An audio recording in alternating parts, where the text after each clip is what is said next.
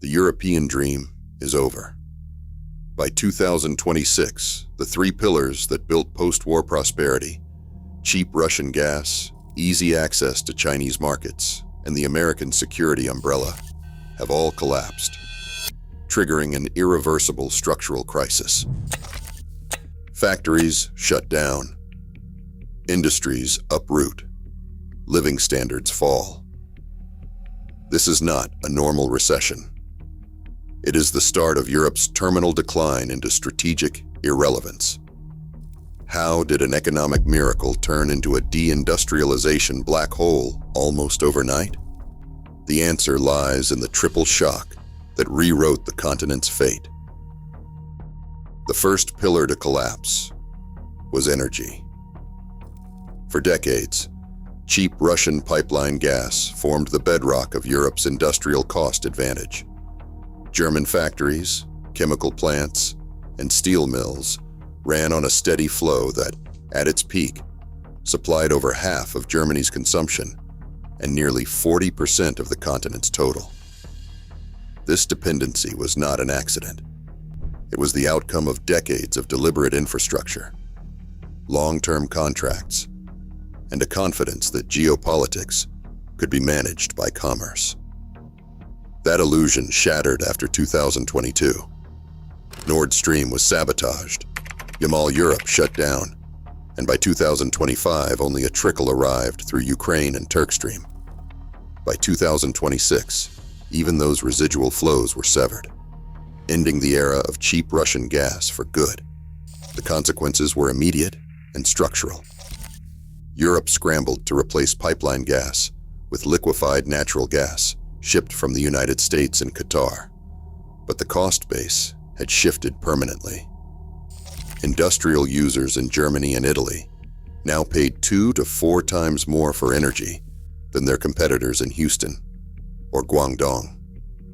Electricity prices, once a source of European competitiveness, became a liability. The price shock was not a passing storm. It was a permanent climate change for the continent's heavy industry. Factories that had survived every recession since the 1970s could not survive this new math. Steel and chemicals, sectors once synonymous with European power, began to wind down or relocate. The energy pillar was not just weakened, it was removed entirely, leaving a structural void at the heart of Europe's industrial model. The deindustrialization black hole had opened, and nothing in the old playbook could close it. The second pillar to fail was market access. For decades, Europe's manufacturers relied on a frictionless flow of goods to and from China. German car makers, Italian fashion houses, and French luxury brands all rode the wave of Chinese demand. But by 2024, the dynamic had reversed. China's own industries surged up the value chain, saturating global markets with cheap electric vehicles, steel, and chemicals. The so-called China deflation trap set in, with European factories squeezed by relentless undercutting and overcapacity.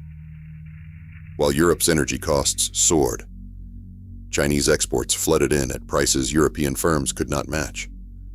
The loss of privileged market access was not just a matter of tariffs or quotas. It was a structural inversion of Europe's post-Cold War advantage.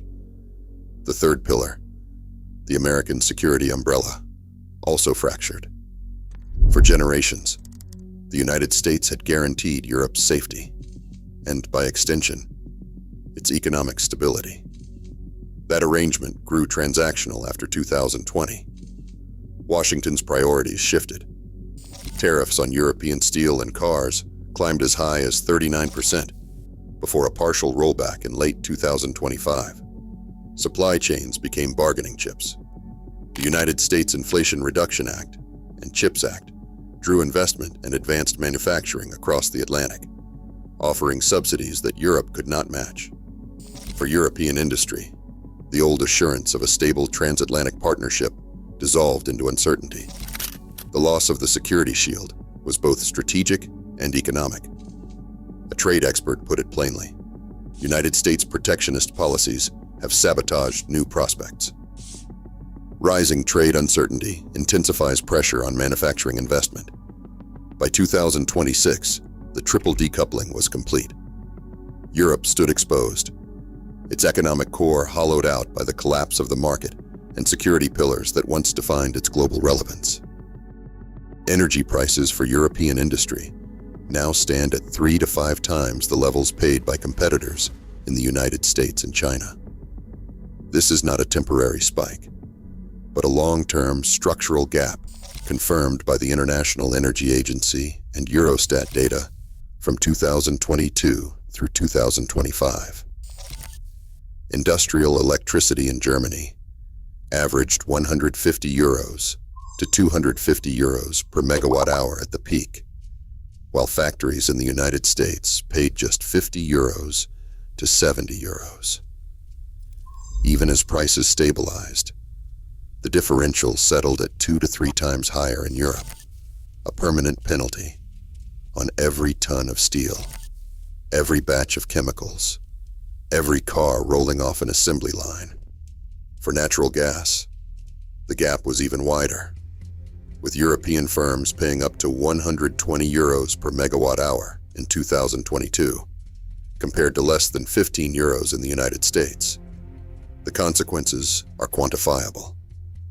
From 2021 to 2025, production in the chemicals and automotive sectors dropped by more than 14% across the continent.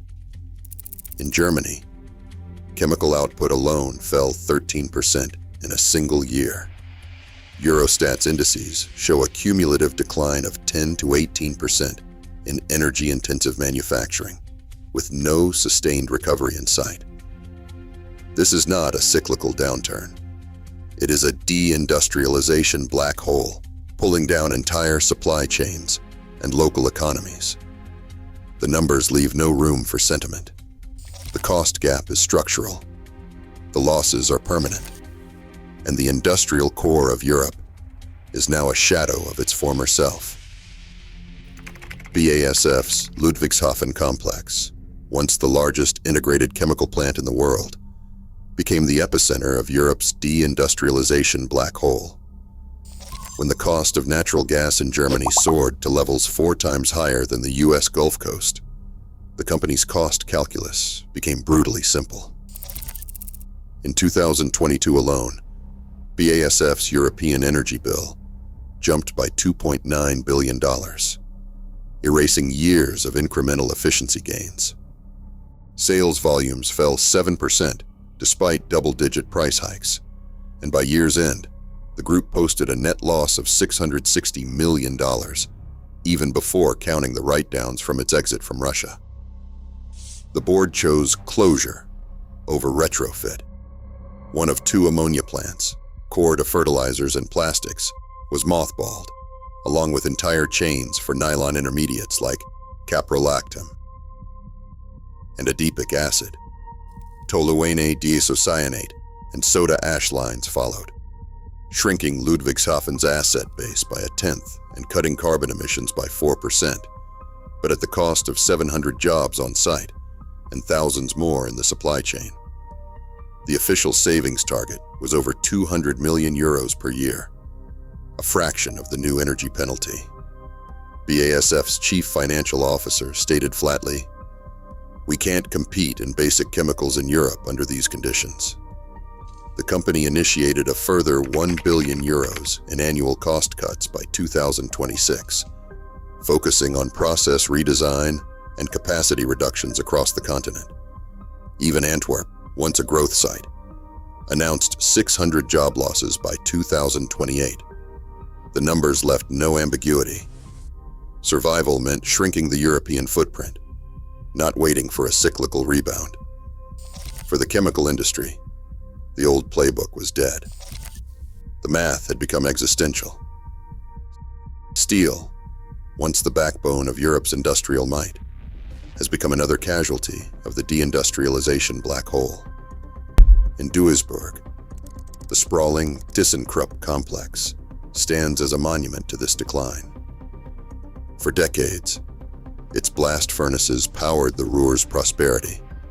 feeding supply chains from automotive to construction.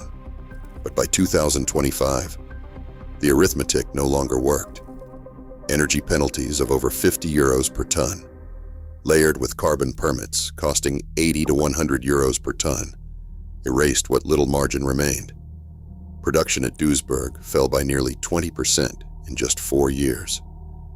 Management filings pointed to global overcapacity, relentless import pressure, and a regulatory regime unique to Europe as the decisive factors.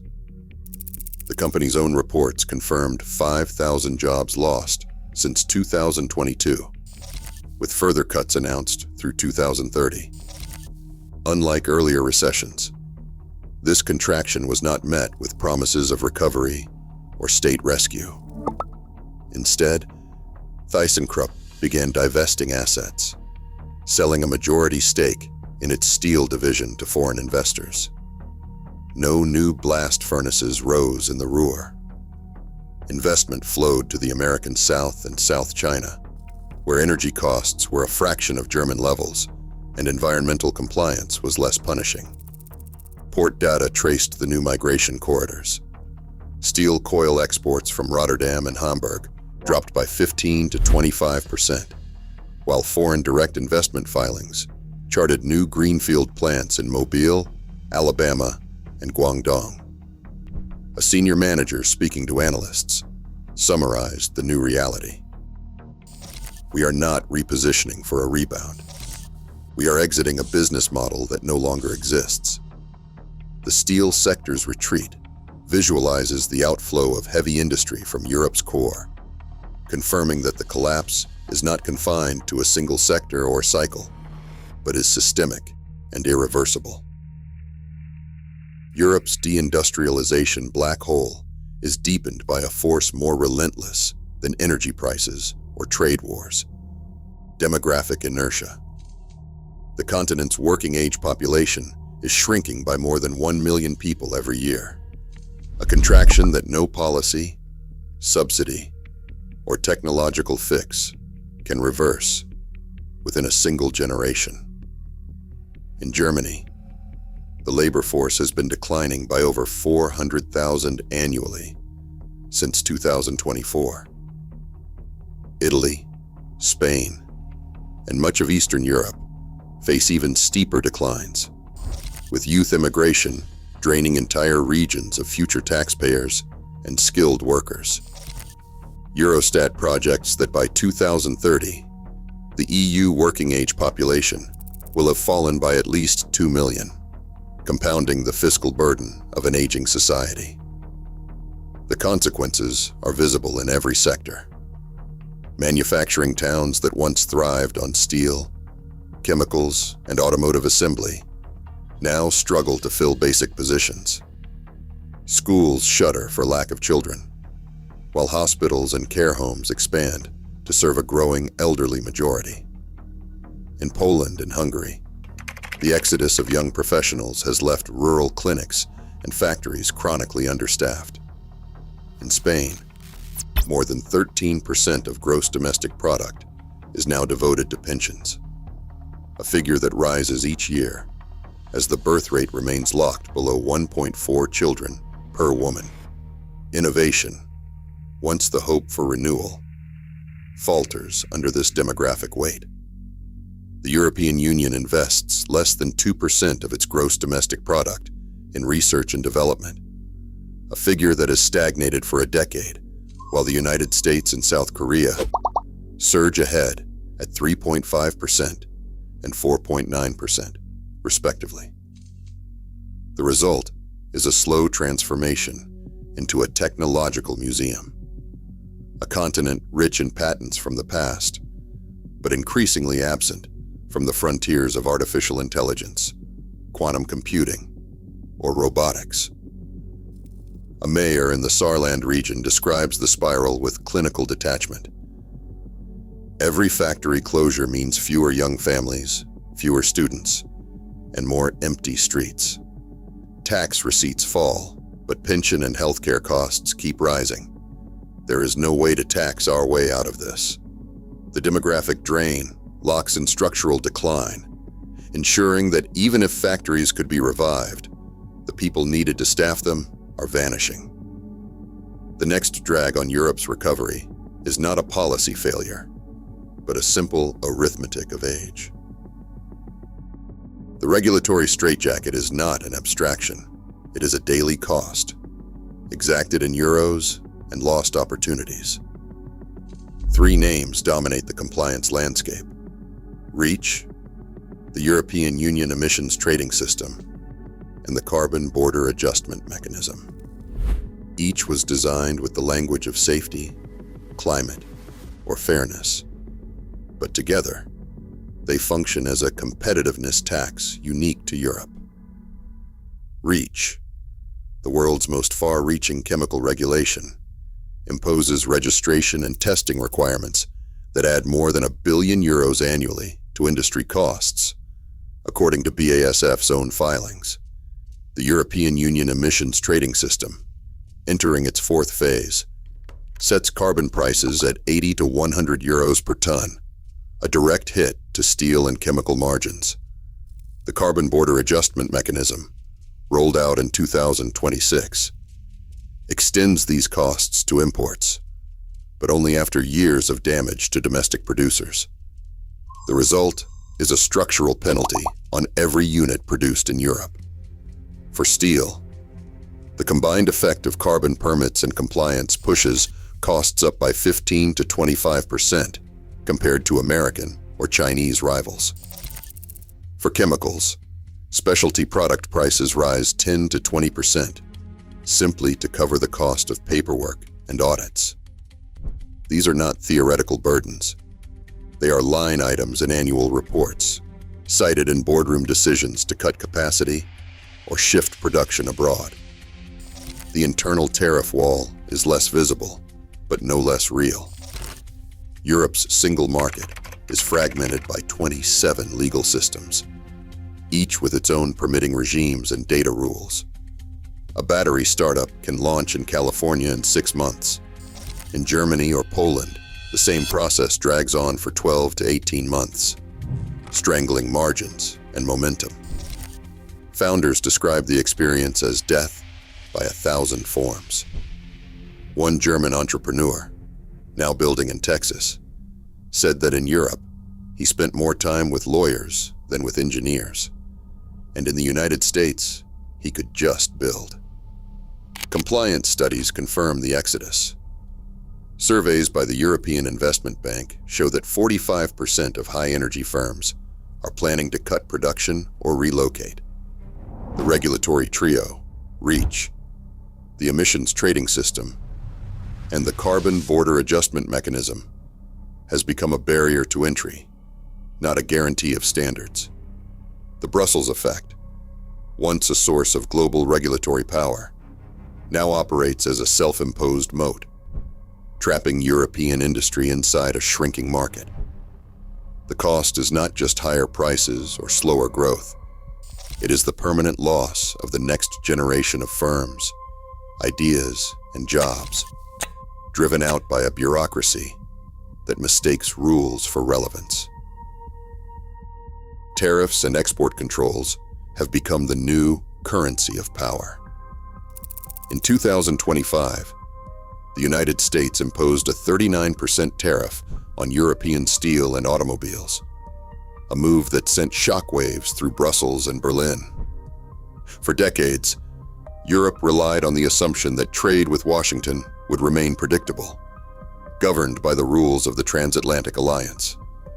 That assumption collapsed overnight. The measure was not a technical adjustment, but a deliberate act of leverage, an unmistakable reminder that Europe's manufacturing base now sits at the mercy of foreign policy priorities set elsewhere. The consequences reached far beyond lost market share.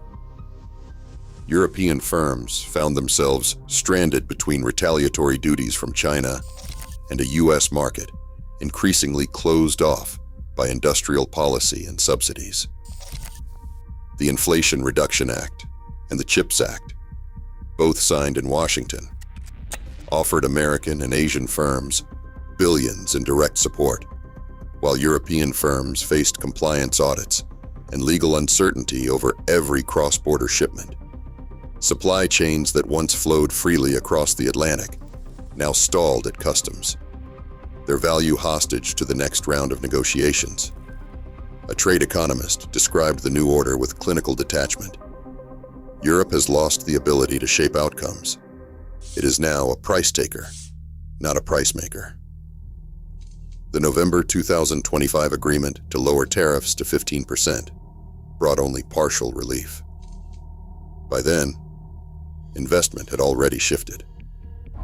Boardrooms in Munich and Turin drew up plans to relocate production to Alabama and Guangdong, where energy was cheap and the rules were written for growth, not compliance. The weaponized supply chain is no longer a theoretical risk.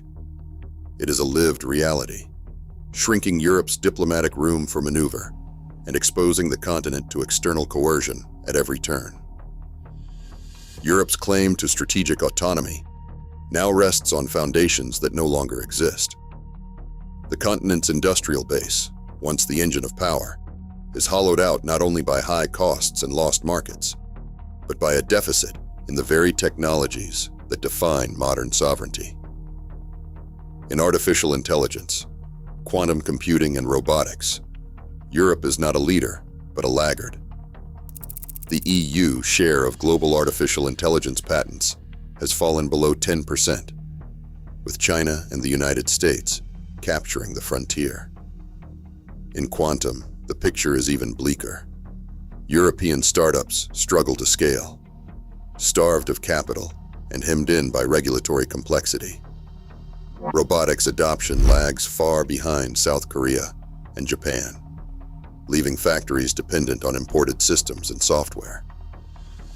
The defense sector offers only a partial exception. Aerospace giants like Airbus and defense contractors such as Rheinmetall still field competitive products, but these islands of relevance are shrinking.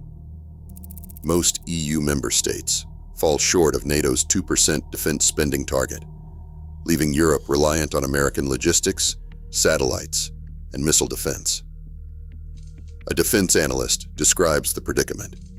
Europe's military readiness is a spreadsheet exercise. Without a heavy industry backbone or secure supply chains, the continent cannot sustain a major conflict without outside help. Capability indexes confirm the shortfall. The European Defense Agency's 2025 review found that only 2 member states could independently field a brigade-level deployment for more than 3 months. In technology, the European Innovation Scoreboard ranks the bloc below the OECD average for R&D intensity and breakthrough patents. The tools of power, chips, drones, and advanced materials are sourced from elsewhere. Europe's autonomy is now a formality, not a fact. The era of the old world as a global power center has ended, not with a bang, but with a deficit of capability.